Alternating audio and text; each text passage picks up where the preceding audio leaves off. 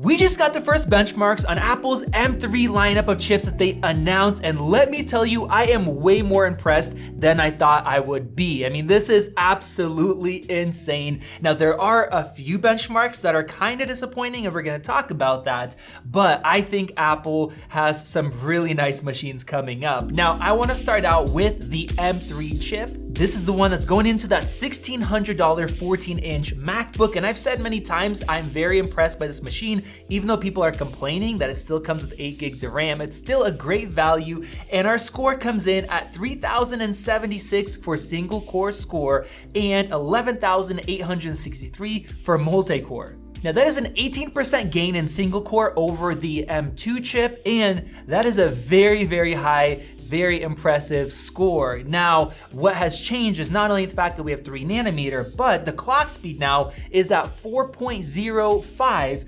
compared to 3.5 with the M2, and then the M1 was 3.2. So this is the biggest increase we have gotten in these Apple Silicon chips. Now we will see what the thermals are gonna be like, the temperatures, when we test out all the crazy Macs that I ordered. So make sure you guys are subscribed. Now in multi-core, we have a difference of over 20%, about 22%. So that is also very good because the actual core counts, they are all the same. And with that number right there kind of shocked me because it is close to the 14-inch M2 Pro Mac that sold for $2,000. That one was at 12,800 for multi-core, so slightly faster. And with that, we also had a much slower single core speed, so we have improvements there. And of course, the M3 chip has a lot of other advantages. So M3 is actually performing quite well. Now, as far as graphics performance, we have 47,651. And if you don't remember what we got with the M2, well, this is a bit disappointing. That is only a 5% difference compared to the unbinned M2 chip, getting a score of 45,000. And that is really weird because at the event, Apple said that it is 20% faster compared to the M2, not 5% faster. So what gives? Well, Apple talked about ray tracing and all the other benefits, and it could just be that this kind of tests that are being run here for compute, they are not utilizing extra kind of benefits, and we're seeing just a very minimal gain. And then comparing it to the 14-inch M2 Pro, that got 73,000, so about 50% better performance in terms of that raw graphics power. Now we do have a little bit more info using a different program. Here are the results from Puget Bench running Photoshop, and overall we have a 52% higher score than the M2 chip with a 38% higher score in graphics alone. That right there is real world results in a program that's very complex, and what's even crazier is compared to the M2 Pro, we have 20% better as far as the CPU and 10% better in terms of graphics. So don't just trust basic benchmarks that might not utilize all of that performance. Now, as for the M3 Pro, unfortunately, we have no benchmarks at all, and that might be on purpose because at the event, Apple quoted that being 20% faster in terms of CPU than the M1 Pro, and the reason they didn't compare it to the M2 Pro is because the M2 Pro was also 20% faster than the M1 Pro. It is the same because Apple actually got rid of performance cores, replacing them with efficiency cores, and that kind of negates having the 3nm updated design. And the transistor count also went down, so that's probably why Apple is not sending out M3 Pro testers to people that are getting review copies. But on the other hand, with the M3 Max, this thing is a beast. We have multiple results, and this one right here has the highest single core score, 3,151.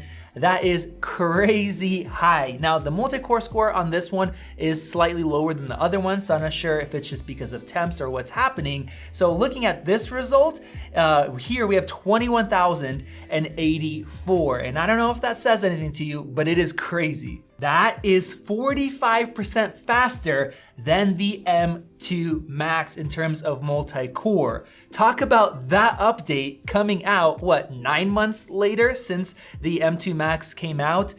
absolutely crazy. It makes me regret buying this laptop right here. The M3 Max absolutely smokes the best AMD laptop that comes in at $16,726. And then if we compare it to the best Intel laptop, and this thing is a super thick beast, that thing gets $18,958. That is over 11% faster, and what you have to remember is that this is in a thin MacBook that can maintain this performance on battery power compared to the Windows laptops, which your performance will go down sometimes by half if you have it unplugged, and then you'll still get about an hour of battery life because those things suck power. Taking this a step further, if we look at the top Mac chart, the brand new M2 Ultra that came out about 4 months ago, that also scores 21,000, just slightly higher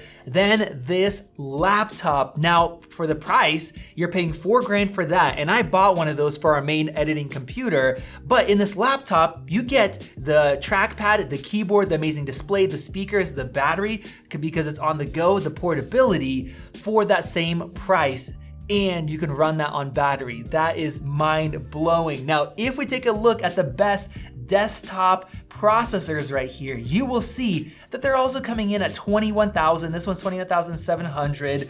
That list just kind of goes down. We have 64 core EPYC processors on there, scoring the same as a laptop. And comparing it to the processor that AMD said was the best, that thing gets 19,703. And that's a desktop processor that runs up to about 200 watts compared to the MacBook that's gonna be running at 60. Now, Intel also released their brand new 14900K processors that need liquid cooling to run at factory specs.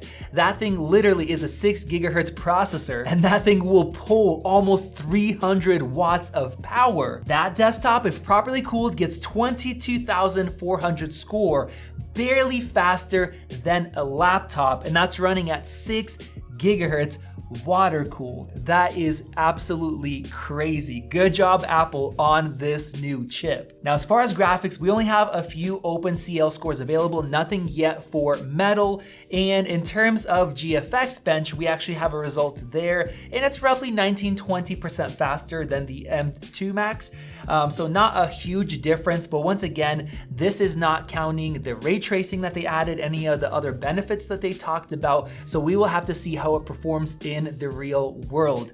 But overall, other than the M3 Pro, which was not given out as a review, and we'll see how that performs, I am thoroughly impressed, and I can't wait to get my hands on them. So make sure you guys click that subscribe button above so you guys don't miss out. Check out one of those great videos right over there. This has been Max, and I will see you in the next one.